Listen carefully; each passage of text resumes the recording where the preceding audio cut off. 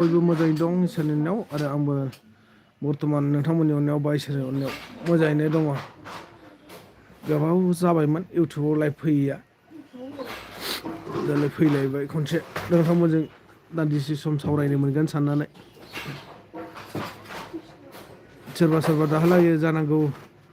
गामियारिफ्राव थानायफ्राव जानानै लोंनानै उन्दुबाय नङा होमबा?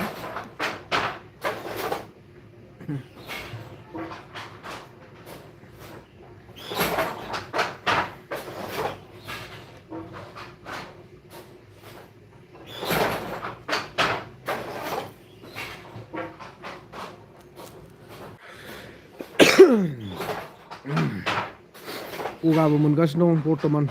गगा मोनदों गुजुदों।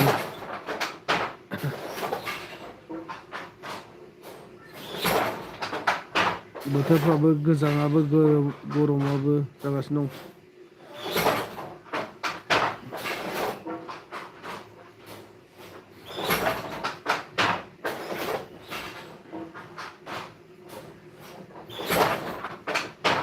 दान्दिसे कमेन्ट खालामलाय नोंथांमोना फैदोंब्ला सोरबाफोर नायगासिनो दंब्ला।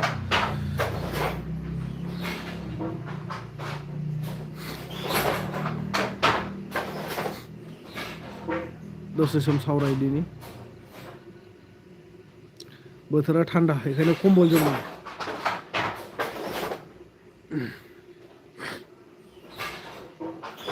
दिनै सानसे माबा बोथोरानो अखा हाहां हांसो थाबाय जोंनाव।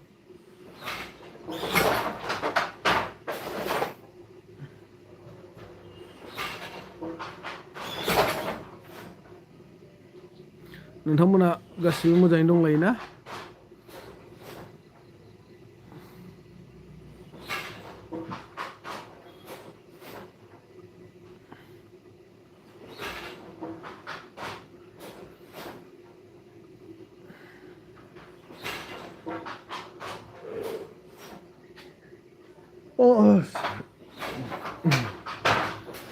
सोरबाफोर हरै क'क्राझार साइडनि नायदों नामा?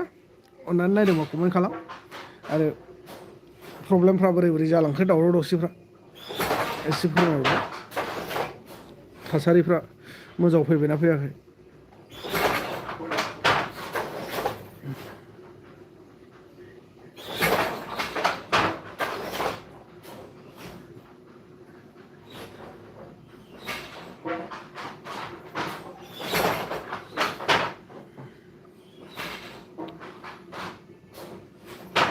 जाखांजोब्बाय जानांगौ मानसिफ्रा ना?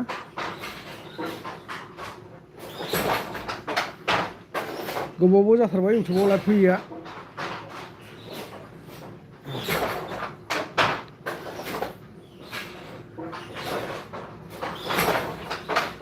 दिनै ओरैनो दान्दिसे फैनो होननानै फैलांलाबायबाय जेबो टपिक गैया आजखायनो फैबाय एसे सावरायलाबायनो होननानै नोंथांमोनजोंनो।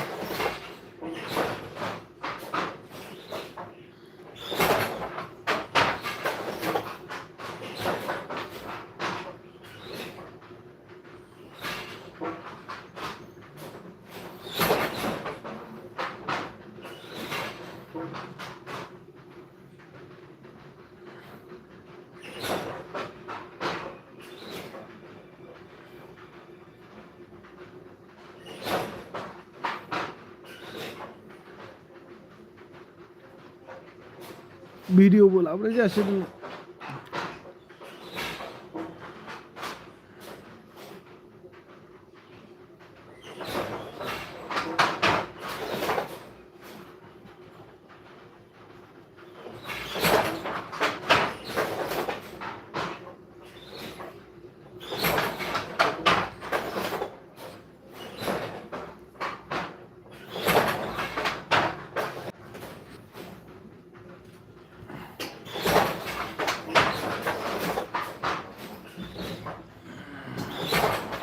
माबोरै दं नोंथांमोन अननानै कमेन्ट खालामदो। सासे सानै जाफैदों जावनानै।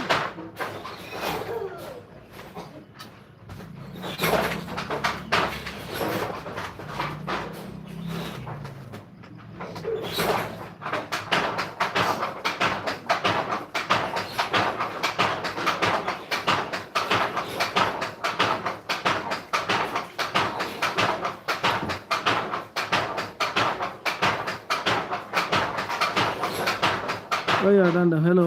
दिनैसो होनदों औ दिनैसो सारिका नार्जारि माब्रै दं सिस्टार खबर सबर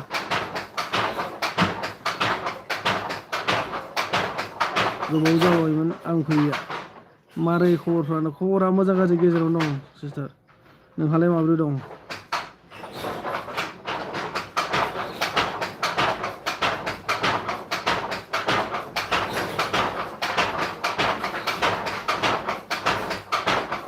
ओंखामफोर जाखांबायना मोनानि आंबो मोजाङानो दे बिदिनो मोजां थानांगौ इसोरनि अननायाव मोजां थाबाय थानो हाथों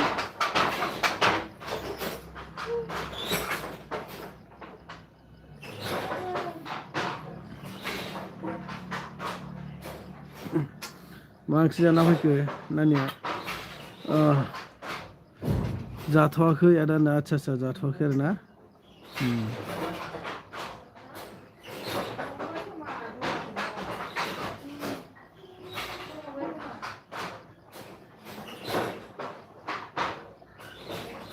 सारिका नार्जारि ब्लग बेनो ना चेनेला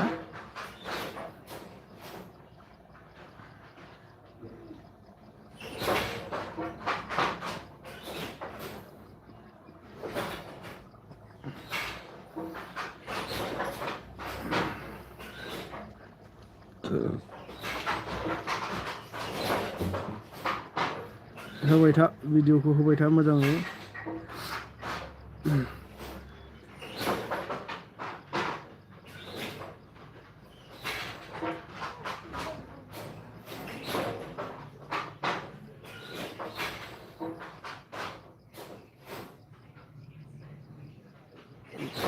कमेन्ट खालामग्रा गैया मानसिफ्रा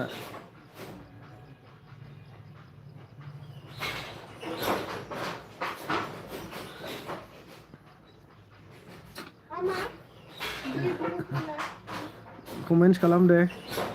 नोंथांमोन दसे सम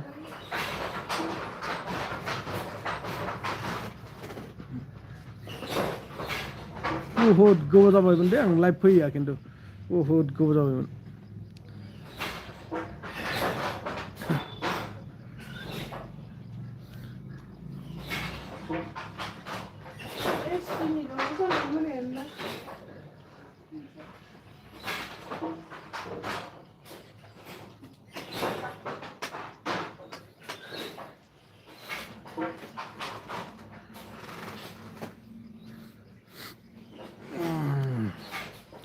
आसा खालामो नोंथांमोना गासिबो मोजाङै दं होननानै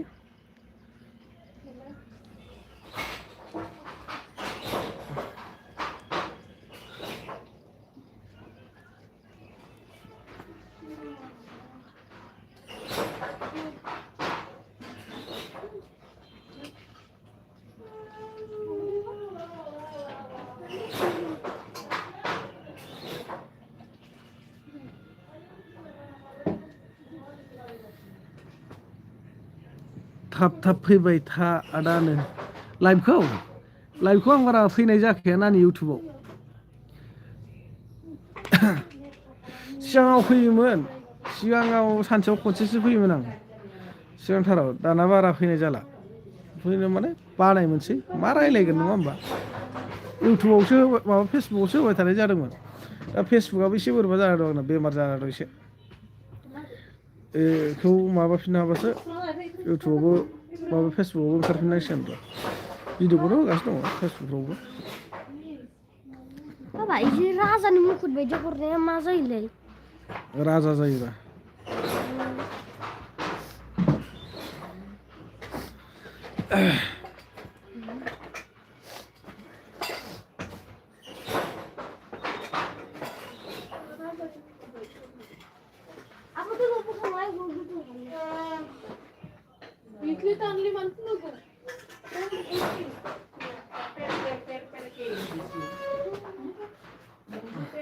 होनदों औ नों फैयो सारिखा नायनायालाय फैयो मानो दाननो रोंखो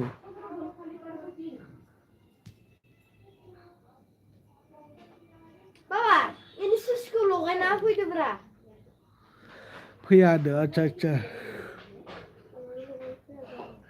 फैया आरोना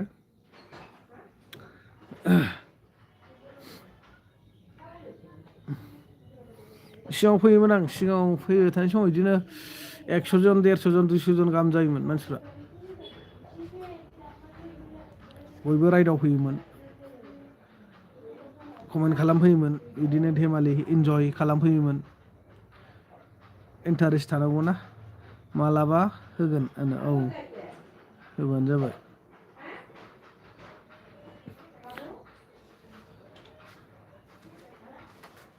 लाइभबो होनांगौ गेजेर गेजेर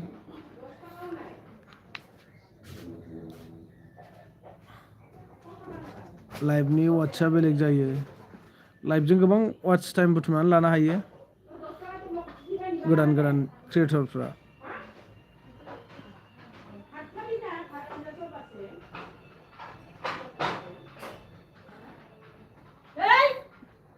फुलमुथि आयौ फाग्लिया मा खबरलै बोरायना माब्रै दं खबर सबर नै बिसोरनोमोन आरो गोदोनिफ्राय आंनि लाइफआव नुजाबाय थाग्राफ्रा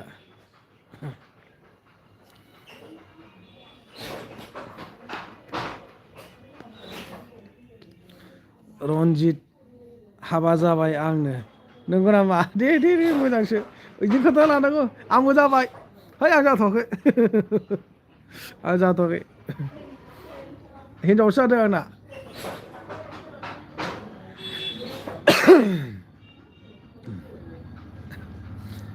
थारमाने दाख्लै वाट्सआपाव सोंहरनायनि एन्सारखौ दिनै लाइभआवसो हरबाय आरोना नोङो बयबो नुनाय बायदि आरोना आथिमंगलाव फै दे रन्जित जागोन दे आथिमंगलाव थारमाने नोङो बायदिसिना मोनलांनायखौ नायदों आथिमंगलाव थाङालै हाबाखौनो खबर होआखैबा नोङो आतमंगलावल' मानो थांनो हा हा हा नो जा सारिखाया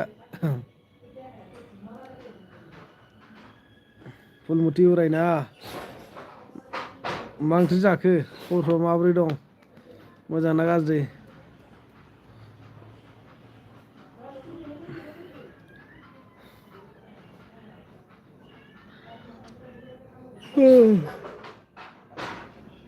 आथिमंगलावसो आं बेस्थ'मोनलै बिरादनो आदसा आदसा मोजांथ' होनदों आदसा मोजांथ' ना ओमफ्राय ओंखामफोर जाबायना जायाखै दासो संगासिनो दं ओंखामाथ' मोनबाय दालि जहल मोनबाय ओमफ्राय आरो आलु जहलजों बेदर एसे लाबोदोंमोन आं बेखौ संगासिनो दं र' आलु जहल जाबायनो आदसा मा ओंख्रि जाखो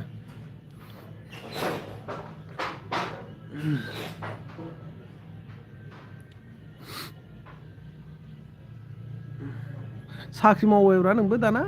बोरायना स्टेट बेंकनि मेनेजार जाबाय होनदों नामा फैसा लन लायनांसिगोन नोंनाव नारजिसो अमा भाजासो आदसा आदसा माखौ मिनिखो फाग्लियालाय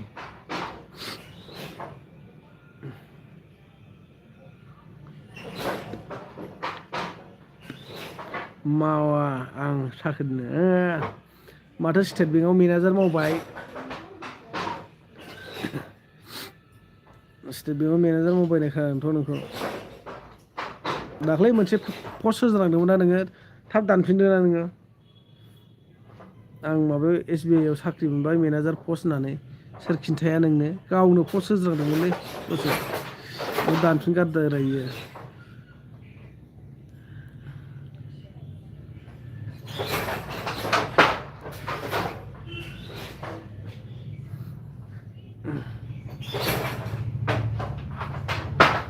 माखौ मिनिखो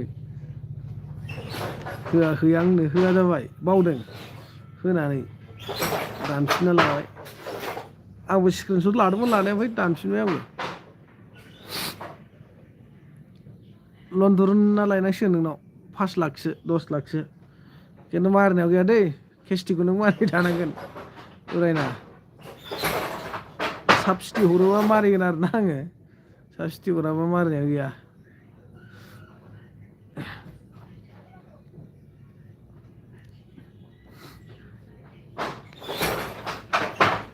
मावनांगौसो दे जात जात होआ गारानो बावदो मानसिया बिदिनो थारमाने नुग्राया गोसोआव थायोब्रा खिग्राया गोसोआव थायानो नुग्रायासो गोसोआव थायो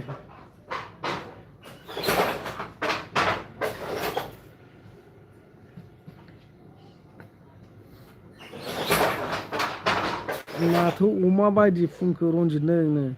नोंलाय नों गावखौनो फिसासा बायदि मोनना लादों नामा नों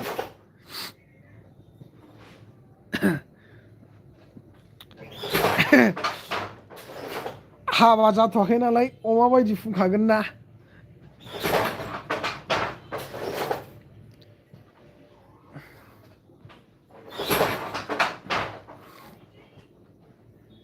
आं हामबाय गैलानो आच्छा हामबाय आरोना नों जै बर' हारिनि जै बाजैया मारै दं आदा बाजैया मोजां गाज्रि गेजेराव दंथ'यो गासिबो इसोरनि अननायाव नोंथांमोननि उनाव थफिराम बसुमतारी आयै फंबाय खुलुमबायलै फंबाय आदा नुदों हेलौ फंबाय माबोरै दं खबर सबर सासे लाबावनो नागिरदों हिनजावा जाबाय आंना हाबा आंल'सो जाथ'वाखै र' जानांसिगोनदां लाइक दोन बस थेंक इउ स' माच थफिराम बस माबोरै दं खबर सबर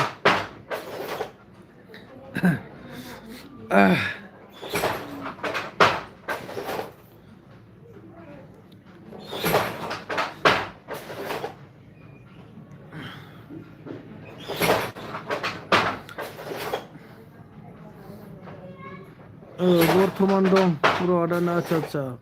दे बिदिनो मोजाङै था इसोरनि अननायाव बयबो मोजां थागोन थालायथों गोबाव जाबायमोन ना लोगो मोनलायलायिया अमा बायदि फुंथारबायनो नंगौ नामा दे मालाबा नोंखौ लोगो मोनबा साइकेलाव थिखोनानै होगोन सालायथिंनाया होमबानो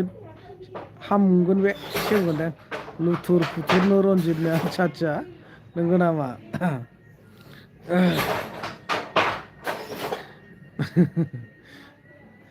बाजैया सि दानाया मोखां सोमलायथारदों नामा बेनो जि दागासिनो दं अर्डार फैदों खोमा दिनै 1 थारिख नामा 4 थारिखआव नांथारदों खोमा 4 थारिखआव नांगौनो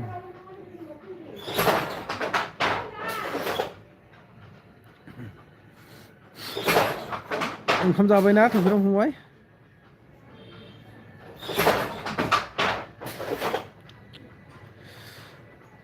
थफि माइ मा होनदों खर'नि थफि होनो औ थफि माइ खर'नि थफि र' दैनो आच्छा खारनोसैलाय नामा नों आंनि थांथ' नाङा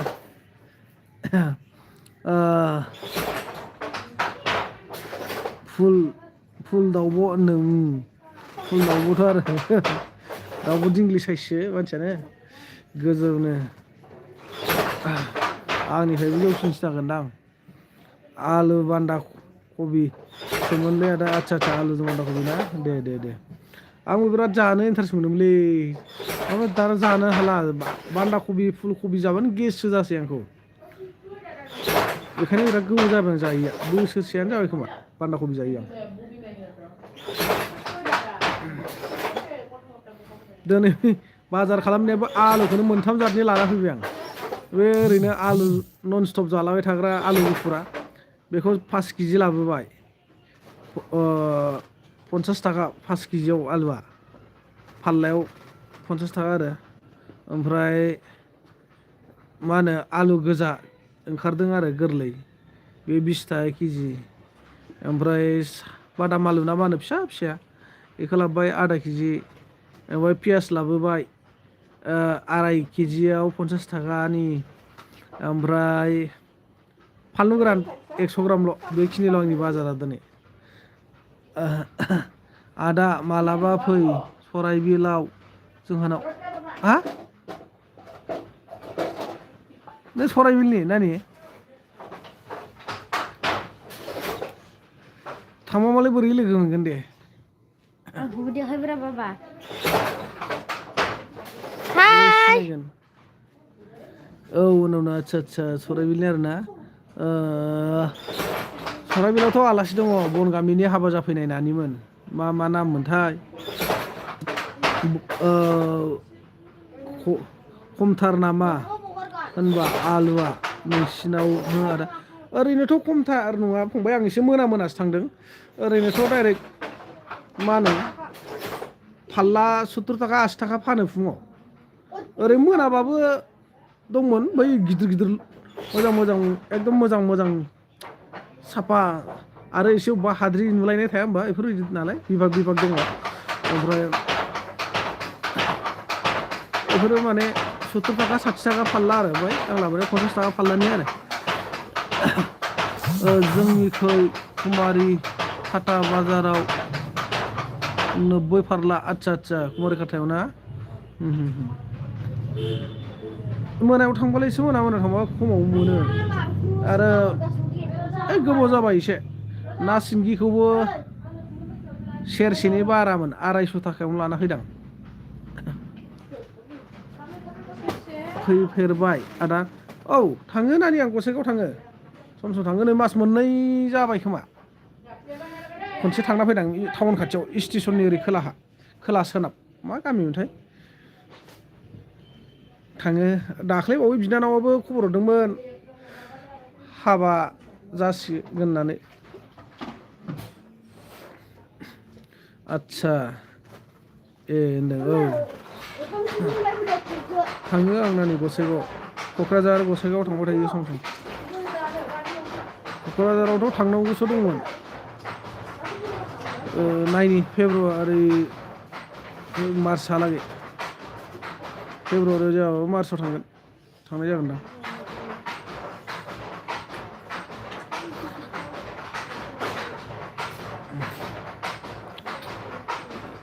लिंहरबाय थायो सोरबा बिदिनो सराइबिल जानालि बनगामि लाफा खंखर जुमदुवार बिथिं बेरायहैनो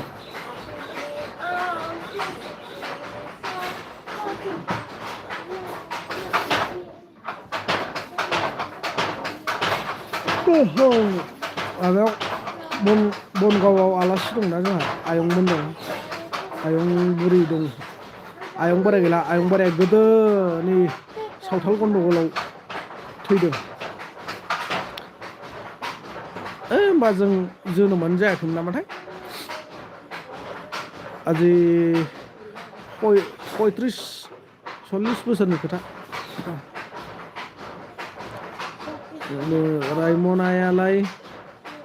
रायमनायावलाय फैबाय आदा रायमनायाव थांफेराखै नानि रायमनायाव एबार थांबासो बेरायहैनांगोन र'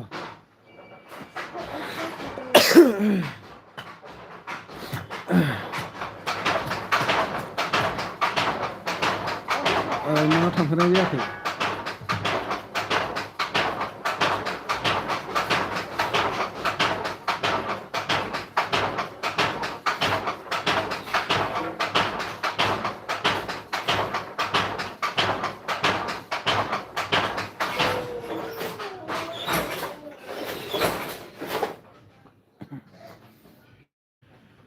थानांगौलै थैनि सिगां बेरायना लानांगौ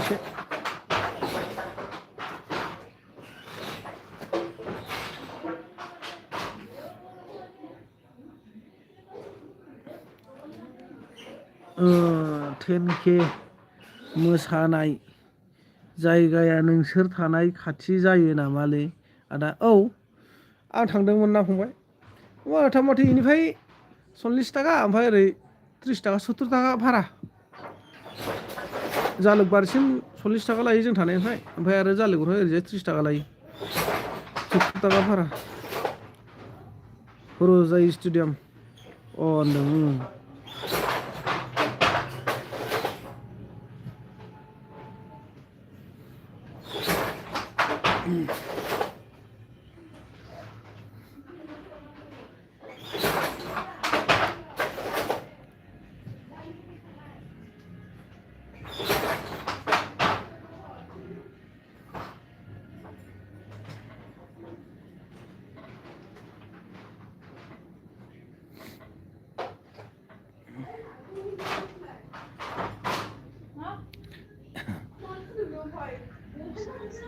सोर मा मा ओंख्रि मिथिगो खिन्थु बिसिम बेहाय थांफेराखै हांनो आदसा आं थांथ'बाय आदा ओंख्रि संनोसै आं औ दे नान दे जागोन दे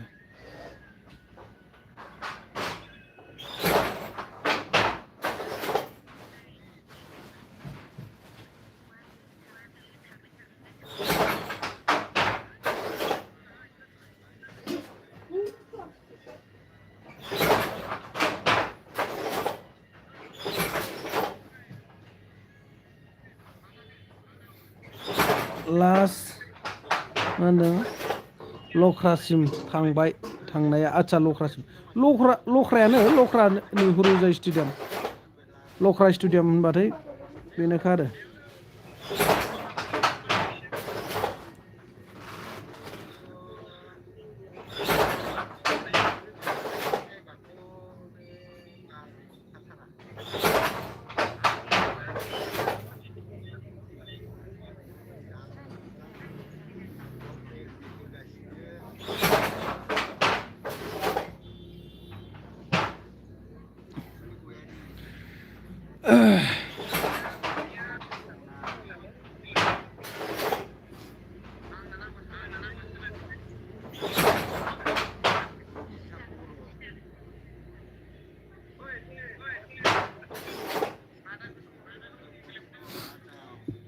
र' आदा औ जागोन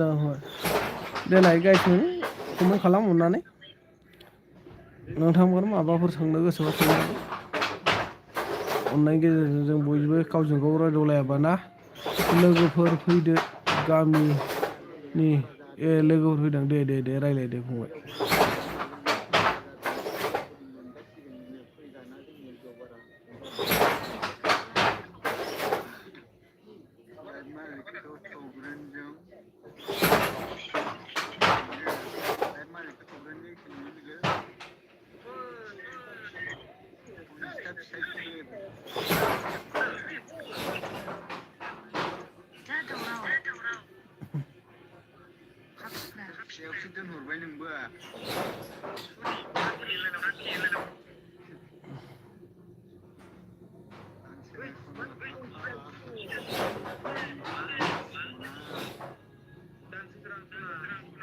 बाखि बयहाबो मोजांबा खबरफ्रा ना नोंथांमोना आसा खालामो बिदिनो मोजां थाबाय थानो हाथों इसोरनि अननायाव आरो अराय सम जों लोगो मोनलायबाय थाथों सोरांब्लानो बा अखा नायब्लानो नङा होमबा मोजां गाज्रि खबरफोरखौ मोनलायबाय थाथों मिजिंथियो बेखौनो गोबावबो जाबायमोनलाय फैया जिथिया एसटि नि दावराव जादों एसटि दावराव जाबाय थानाय समाव खनसे फैदोंमोन आं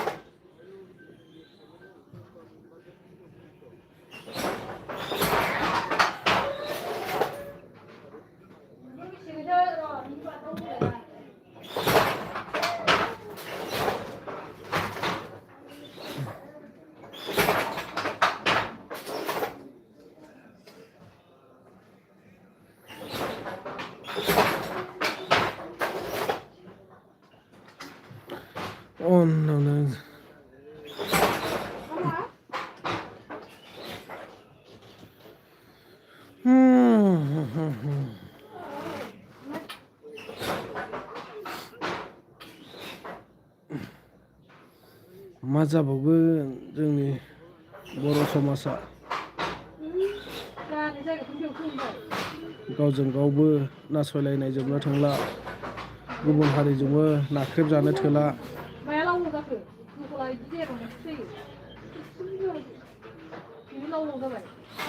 सानफा एफा बारा जेथिंबो सोरगिदिं नाख्रेबजाबोनो हमगासिनो दङ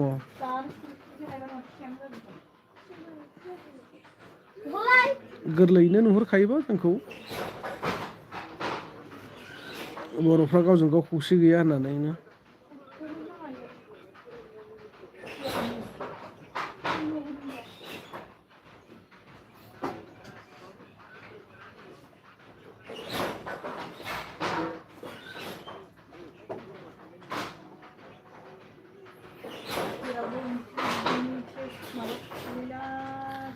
माब्लानि समावदि खौसेथि जालायनो हाबावगोन बेखौ इसोरासो मिथिगोन आरो गावजों गावनो ना इनि बादा होनदों औ फंबाय नंगौ बेनो देरसिन गोरोन्थि जोंना माबा मोनसे गोरोन्थि जायोबा थाबैनो सुद्रायलायनो रोङा थाबैनो सल्भ खालामलायनो रोङा रावबो सिं जालायनानैबो थायाबा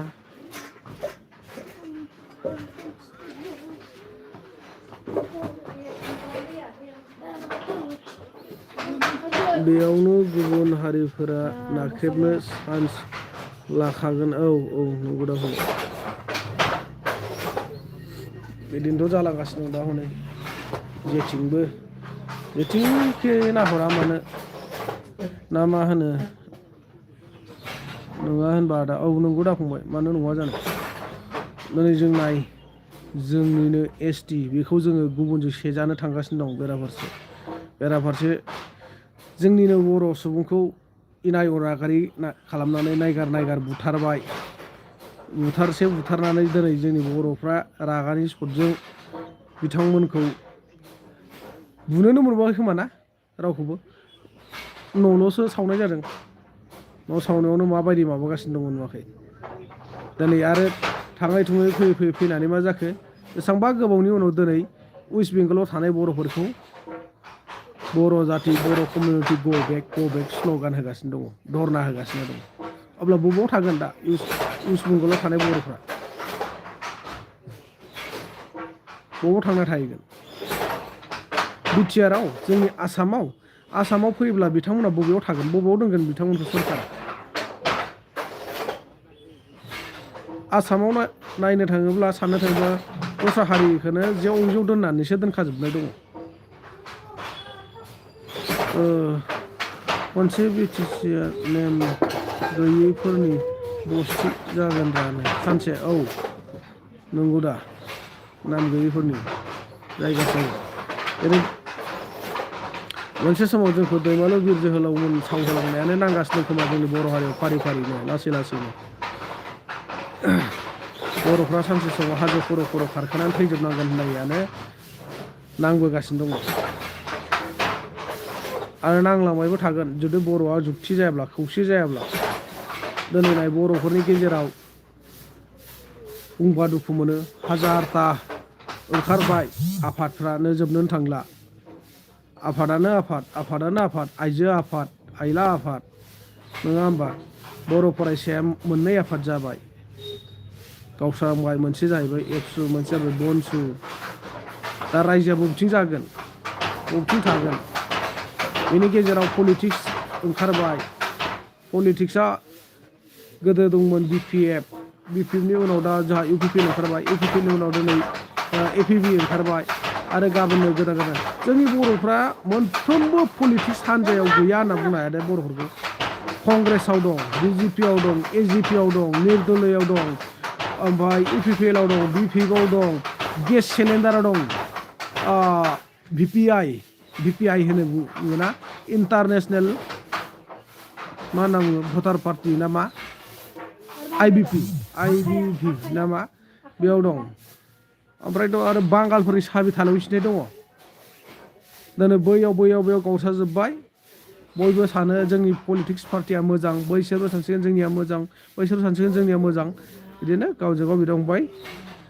थैलायबाय था आरो गावनि हारिजों गावबो थैलायबाय था गुबुनजोंबो बुथारजानो थो गुबुनजोंबो गावजों गावबो नाख्रेबलायबाय था गुबुनजोंबो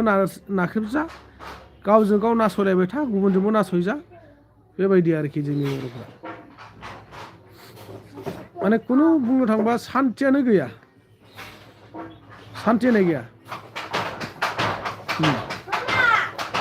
दा बुंबा दुखु मोनगोन किसुमानफ्रा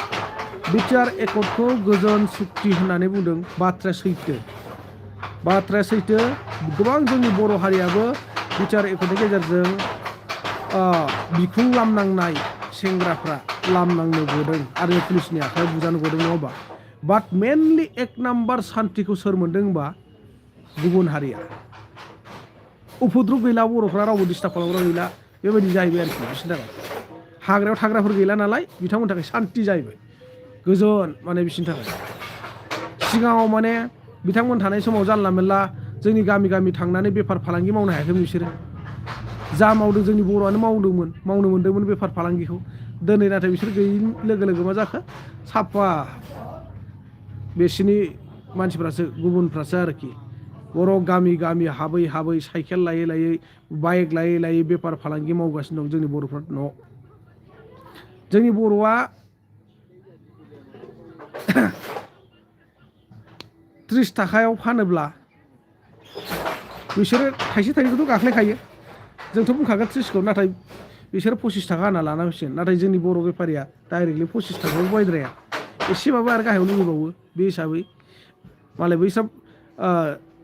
गोलावफ्रा थाइसे थाइनै बारा होना होबाय लाना फैबाय नाथाय बिसोरना जे बिजनेसा गिदिरखा मालाय जेरावबो आखाइ दंजोबखायो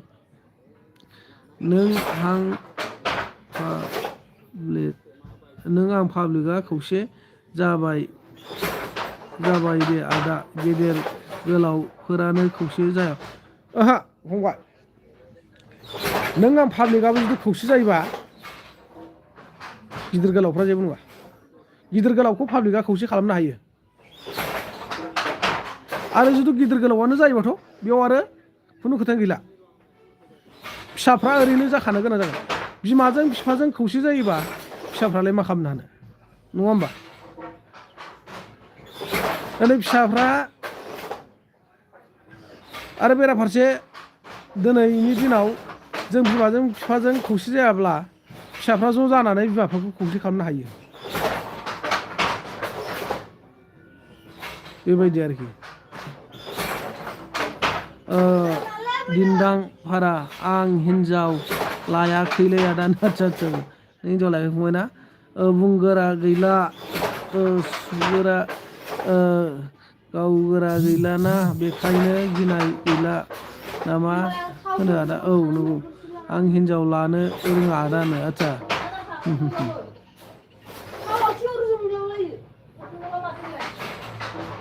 बर'आ खौसे जानो गोबाव सम दंबावो जागोन जाया नङा नाथाय गोबाव सम दं बै समखौ नेनांगासिनो दं बर'फ्रा बे समाव मा बे सानसे फैगोन बर'खौ खौसे जाहोगोन जोंनि थासारिया थिनगोन जोंनि हालोदा थिनगोन अब्ला जागोन अब्ला बै समाव खौसे जानानै जोङो मा जानो जेथिंबो जोङो ध्यान गैयि जागोन जोंनि ध्यानखौ जेथिंबो मा खालामजोबगोन आरोखि मेगन थानानै मेगन गैयै बायदि आन्दा खानुन सिस्टेम खालामगोन जोंखौ ओमफ्रायसो गादबगोन गुबुनफ्रा दाबोथ' गादबा नङा गादबगासिनो दंखायो खिन्थु जोंखौ बै समाव मेनलि नाख्रेबगोन अब्ला जों बे समाव सिखांख'नो हानाय नङा आरोखि लाइक आदा आंनो हिन्जाव नाङालै अके थेंक इउ जेथिंबो जोंनि ध्यानखौ माबाजोबगोन आरोना बिसोरो माने सोरगिदिं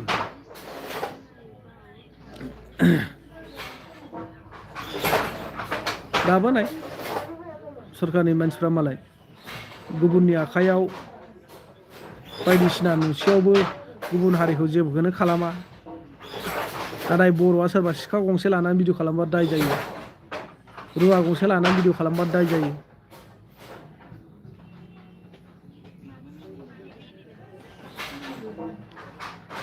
बहुद जारला आरोखि दाख्लै क'क्राझाराव जेथिया बे जाथाया जादों अब्ला बर'फ्रा कारिगावआव धरना होदोंमोन ना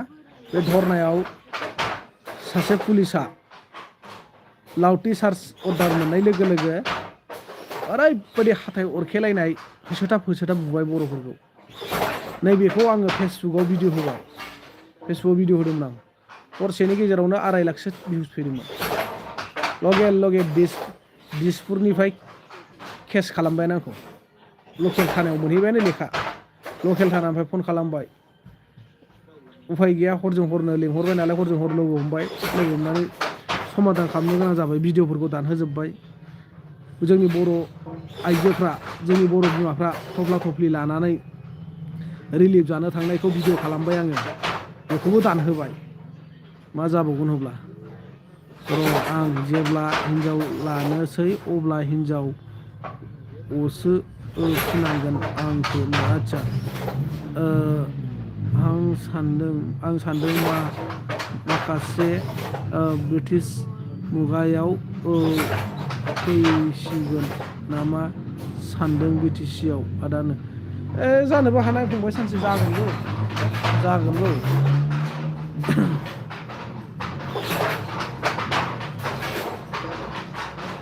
औलै आदा माथो खालामनो गावजों गाव अखाना नेम गैयैफोरनि औ बे जागोन फंबाय सानसे दानोथ' नाय जुदि जोङो ब्रायैनो बे नाम गैयैफोरजों दा जिथुनाखि जाबाय थादों बिथांमोनजोंनो अकस्मात जुदि जों जाथारनांगौबा ओरैनो रोन्दाव थैजोबनांगोन जोंनि बर' हारिया ओरैनो रोन्दाव थैजोबनांगोन मा दंबावो जोंनि बर'नि आखायाव ना दिनै मोनसे गोख्रों आफाद दंबावो गोख्रों आफाद माने बिथांमोना जिथुनाखि जों मोनसे समाव हारिनि थाखाय सेक्रिफाइस खालामबोनाय बिथांमोनाथ' गैला बिथांमोनखौ गिखाला गुबुन हारिया गैला होनना मिथिखाबाय नालाय गिखाला बर' हारिखौ दिनै बिथांमोन गैयैखायनो जोंनि बर' हारिया बांसिन गादब जागासिनो दं आरो गुबुन हारिफोर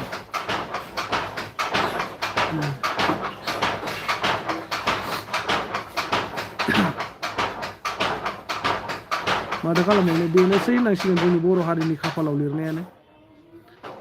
बेखायनो दाबो जोंनि बर' हारिया जुक्ति जानो रोङा खौसे जानो रोङा गावजों गावल'सो जोंनिया माबा मोनसे जाबा सामायनो फिसा माबा मोनसे जाबा भिडिअ खालामबाय हगारबाय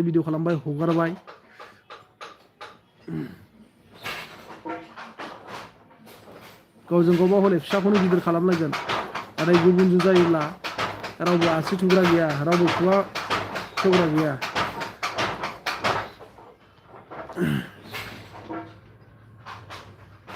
जाय बुंगोन बेनो दायनिगिरि जागोन दाख्लैनोथ' जेन'बा आं भिडिअखौ दाना मोनब्ला आंनि जानानै बुंग्रा सोर दंमोन हारिनि जानानै आं खोथाखौ बुंबाय जेन'बा मोजांब्लाबो गाज्रिब्लाबो नङा होमबा फंसे फंनैयाथ' गेना गोरोन्थिया जाखायो बयबाबो मानसि हिसाबै अब्ला आं हारिनि थाखाय जोबथेसालियाव जोबजानो गोनां जानायमोनब्ला आंनि न'खरखौ हारिया नायगौमोन नामा नाया बेखायनो आंबो उन सिगां साननानै भिडिअफोरखौ दाननो होबाय नालाय दानबाय नङाबाथ' आं केसखौनो गेलेगोन होनना बुंदोंमोन आं पुलिसफोरखौ आं केस गेलेगोन होननानै बुंदोंमोन आं थानायाव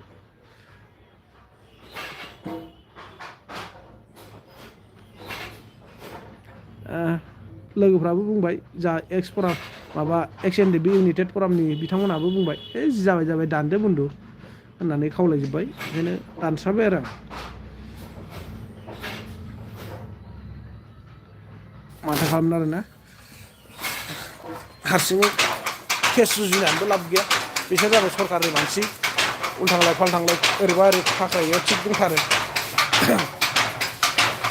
बुंबाबो दायसो जायो नामा दा औ जायो फंबाय दायसो जायो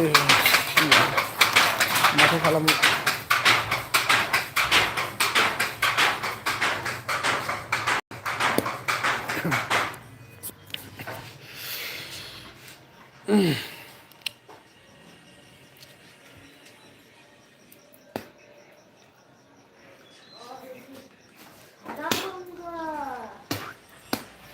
सोरबा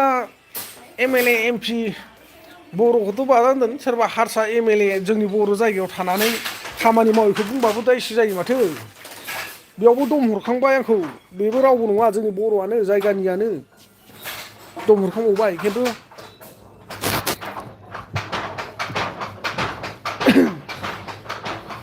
आरो जेनेबा MLA MP खौ मानि खारनाव सोंखारनो गोनां जायो बा बुंनो गोनां जायो सोरबा इउटिउबारफ्रा बा सोरबा फेसबुक सालायगिरिफ्रा नङा होमबा जाहाथे दा जेसेबांखिनि मावदों खामानि 10% खामानि मावगासिनो दंब्ला बा 10% खामानि होबाय थादोंब्ला बेखौ सोरबा इउटिउबारा बुंनायाव बा सोरबा फेसबुक क्रिएटरा बुंनायाव बै MLA आ नांजाहैदोंब्ला आंनि भिडिअखौ नुफ्लांनानै बे जुदि रागा जोंदोंब्ला बेखौ नों आं बर'फ्रा थान्दा खालामनो रोंनांगोन नङा होमबा जाय बिथांजों सिथाबनानै थाग्रा जाय MLA MP जों सिथाबनानै थाग्रा जोंनि बर'नि माखासे दैदेनगिरिफोर बिथांमोना थान्दा खालामनो रोंनांगोन बे MLA नि खर'खौ मारै होनबा जुदि आंनि बुंनाय रावा बिथांनाव नांहैथारदोंब्ला एसेबाबो बुंनांगौसो नंगौ दे जि जाबायसै बेबो थिगखौनो बुंदों दा नोंथाङा खामानिखौ एसे सानै हयै माबानानै होबानो जाबाय बेफोरबायदि बुंदेरना लायोब्ला बै गावसोर MLA MPजों सिथाबग्राफोरनिसो बेनिफिट जायो जों बुंग्रानि जेबो बेनिफिट गैया जोंनोलाय मा फेसबुक माबायाव कम्पानिया इउटुब कम्पानिया गरसे गरनै डलार हरबा हरबायसै खिन्थु मेन बेनिफिटआ जागोन बै सोरबा MLA जों थाफाग्रा थिखादार कन्ट्रेक्टार बिसोरनिसो बेनिफिट जागोन मारै होनना बुङोबा जिथु आंनि बुंनाया बिथांनाव नांहैदोंब्ला बा बेबायदि आंनि बुंनायजोंनो दिनै बिथांमोनहा हमनानै ला बे थिखादारा दोंबा खामानि मोनगासिनो दंब्ला खिजानि आंनि बुंनायजों गावसोरबो इएस होनदेरना होनाय लोगो लोगोनो आरो दोंनैसो खामानिया बारायबोगोनदां नङा होमबा नैबेबायदि आरोखि जायखौ बुजिया आरो जोंनि बर'फ्रा नानिया बेसेसो इयार्सनि जाखो दा 13 इयार्स कमप्लिट जाबाय 13 बोसोर कमप्लिट जाबाय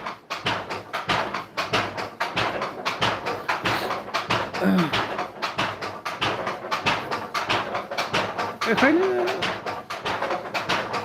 आजिखालि बांद्राय माबा बुंनो सानला आङो दायसो जायोबा खिन्थु आंनि जायगायाव बबेबा मोनसे हारसानि पर्टेलफ्रा बानायोब्ला भिडिअखौ आं जि बुंदों बेबायदिनो सेम टु सेम जिथु निउस पर्टेलाव हारसानि निउस पर्टेल रिपर्टारफ्रा जिथु बानायोब्ला बिसोरखौ दम हरनो हानाय खेमता गैया जोंनि बर'फ्रा मालाबाबो खेमता गैया आच्छा दे होनदों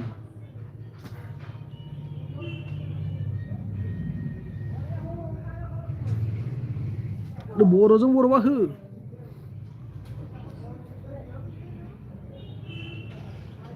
क्लास 6-7 मोनबाय 9 क्लास 9 फंबाय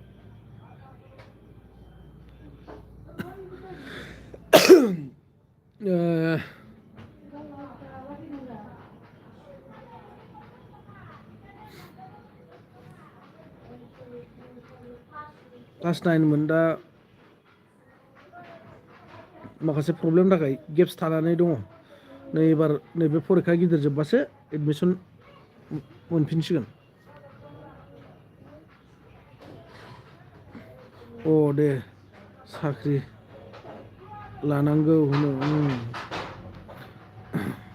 नायनोसै खाफालाव मा दङ इसोरनि अननायाव जायोब्लाथ' मोजांनि बाथ्रा बयनिबो बिमा बिफानि मिजिङाथ' बेनो गाव गावनि फिसाखौ फोरोंनाय माने बेनोसै आरो मोनफा मोनफा थांखि थायो बिमा बिफाया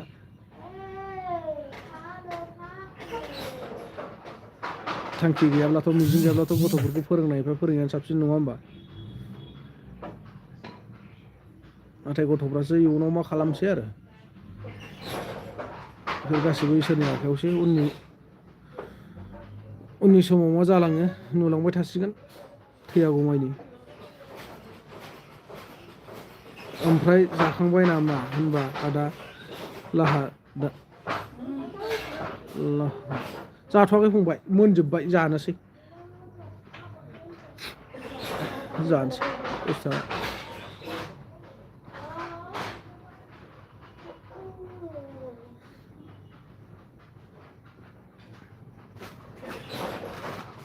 Baba, जानोसै दा दे खुरनो दे लाखैनो जानो जानोसै फंबाय खुरनो थिनबाय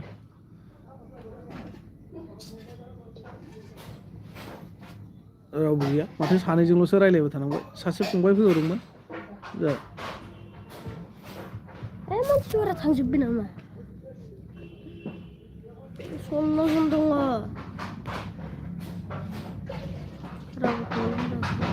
लाइट 6टा 9 जनसै लाखिनोसै होमबा ना फंबाय थफि गोजोननाय थाबाय फंबाय गोबावनि उनाव आं लाइभ फैदोंब्लाबो नों जे बिदाखौ एकदम राइडआव फैदों नोंनो राइडआव फैबाय नोंनो जोबजासिम थाबाय मोजां गाज्रि नोंनो आंजों नांफानानै थाबाय दिनै स' आसा खालामदों बिदिनो लोगो मोनलायबाय थाथों थैयागौमानि जिउ जोबागौमानि नङा होमबा इसोरनि अननायाव मोजां गाज्रि खौरांफोरखौ मोनलायबाय थानो हाथों सानसे मोगथाव लोगो मोनगोन बोरैबाबा थांबाय बायनाय जाबा मा जायगा होनदोंमोन फंबाय नोंसिना टफि रोनि खाथा ना मा होनदोंमोन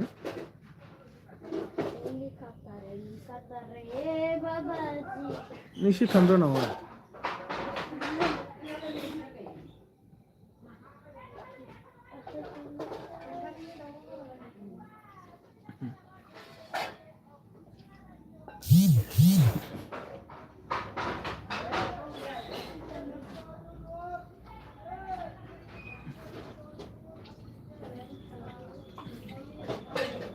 रङिया भुटान बास स्टेन्डनिसो आंहा आदसा रङिया भुटान बास स्टेन्ड माने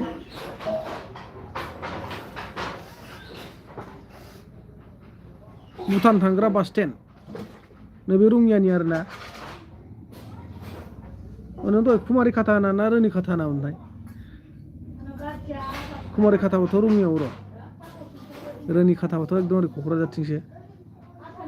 क'क्राझार गसाइगाव नों आदसा कुमारि खाथा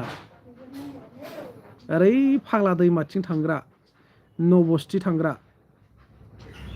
मुसलपुर बरबरि थांग्रा बेजों थब थांजाथारो ना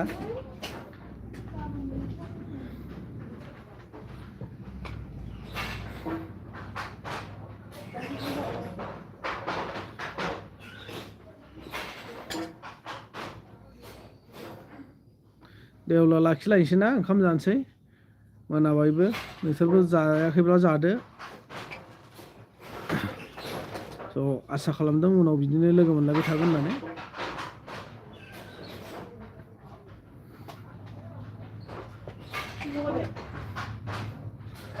रियेल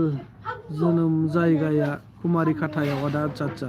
रियेल जोनोम जायगाया कुमारि खाथायाव ना दे कुमारि खाथा रङियानिबाथ' लोगो मोनगोन नाथाय आं बेयाव रङियाव सम थांबायानो थायोना आरो न'आव थांनोबाथ' बेयावनो गाखोयो फैबाथ' न'निफ्राय फैबा बेयावनो ओंखारफैयो रङियावनो ओइ नै दा नैथिंजायबो बाजै हटेल मोनसे खुलिबायना स्टेसननि ओरैजाय सिगाङावथ' बैथिंसो जाहैयोमोन जों बाजै हटेलाव सिगां बैथिं मोनसे दंमोन ना बे कुमारि खाथा ओरै थांग्रा तामुलपुर थांग्रा लामा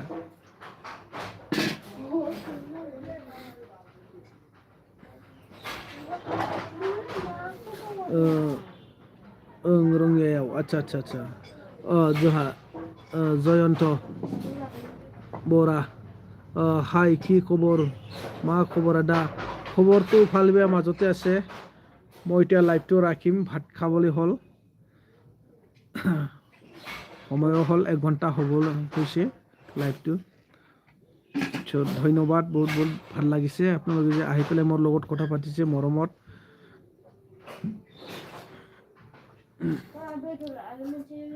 আশা কৰিছোঁ সকলোৱে ভালে থাকক ভগৱানৰ আশীৰ্বাদত সদায় আমি এনেকৈ লগ পাই থাকিম হয় না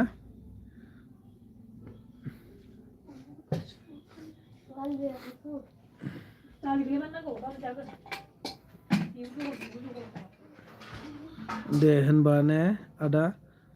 पिছত लग पाम आरो হ'ব दे ভাইটি পিছত লগ পাম দে বাই চবকে বাই আজি মই লাইভটো ইমানখিনিতে সামৰিলোঁ হা পিছত log palm thank you so' মাছ সকলোকে মোৰ লাইভত আহি পেলাই যে কথা পাতিছোঁ সেইকাৰণে বহুত ধন্যবাদ চবকে ভাল লাগিছোঁ